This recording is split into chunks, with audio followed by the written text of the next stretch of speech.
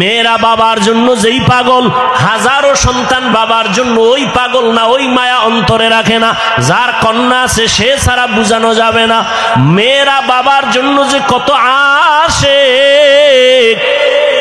বাবা যদি একটু অসুস্থ হয়ে যায় ছেলেরা বিরক্ত হয়, এত অসুস্থ হসপিটালে কে নিবে।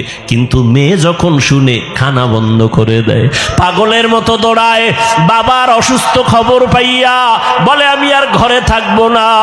বাবায় কই বলে হসপিটালে, কয় দৌড়াও। ওই মেয়েটা বাবার কাছে যায়, বাবা এত কষ্ট পাইও না, কাঁদিও না। একটা মেয়ে বাবার জন্য এতটাই ফেদা, এতটাই মায়া মোহাব্বত নিয়ে চলে। একটা মেয়ে চায় তার কলিজাটা কাইটা বাবার জন্য দিয়া দিবে। ওই মেয়ে পাইয়া যারা খুশি না, তোমাদের কপাল বড় খারাপ। নবী বলেন একটা কন্যা পাইছো, একটা জান্নাতের মালিক হয়ে গেছো। দুইটা কন্যা পেয়েছো, দুইটা জান্নাতের মালিক হয়ে গেছো। আমার মায়ার নবী ওই চরিত্রহীন মানুষগুলোর জমিনে আইসা আমার নবী তাদের আলিঙ্গন করলেন, বুকে লাগাইলেন। তোমার আমার মতো সি কইয়া বেনামাজিরে তারায়া দেন নাই। আল্লাহর নবী ওরা গালি দেয়, নবী আরো কাছে যায়। ওরা লাত্তি দেওয়ার চেষ্টা করে, নবী আরো কাছে যায়। ওরা গালি দেয়, ওরা বদনাম করে, নবী প্রশংসা করে। ওরা জবান বন্ধ রাখে, বেজার হয়, নবী বারবার হাসি দেয়, আসো। নবী এমন ভাবে তাদের মহব্বতের বন্ধনে আবদ্ধ করলেন। মাত্র 13 বছরের ব্যবধানে মক্কার মানুষগুলো এত দামি হয়ে গেল। নবী একটা বেতের বাড়িও দেন নাই, একটা গালিও দেন নাই। নবী চোখ গরম করে কারো দিকে তাকান নাই। নবী গালি শুনছেন কিন্তু জবাব দেন নাই। মাত্র 13 বছরের ব্যবধানে এই মক্কার চরিত্রহীন মানুষগুলো এত দামি হয়ে গেল।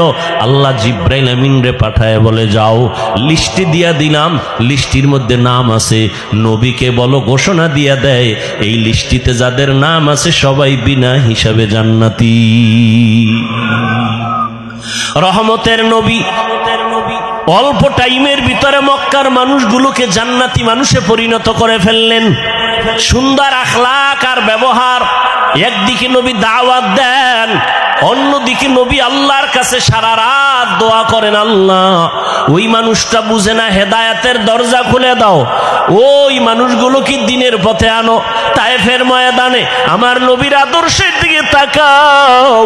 তায়েফের ময়দানে ওই কাফের ওরা সবাই নবীজিরে দেখিয়া ছোট ছোট বাচ্চাগুলোরে লেলিয়ে দিল, বলে পাথর মেরে মক্কার এই পাগলটারে তাড়ায়া দাও। মায়ার নবীরে যখন পাথর মারে, বৃষ্টির মতো রক্তগুলো পড়ে পড়ে নবীজির জুতা মুবারক আটকায় গেছে। নবী চোখের পানি ছেড়ে কাঁদে। আল্লাহ সহ্য করতে পারলেন না। ও জিব্রাইল, আমার নবীরে গিয়া বলো এখনই তায়েফের জমিন উল্টায় সব ধ্বংস করে দেই। জিব্রাইল আইসা বলেন, ইয়া রাসূলুল্লাহ, আল্লাহ পাকের হুকুম, আপনি বললে তায়েফের জমিন উল্টায় দিব, সব মেরে ফেলবো। মায়ার নবী কাঁদেন আর বলেন, না না, এদের মারবা না, এরা চিনে না, এরা বুঝে না আমি মুহাম্মদ।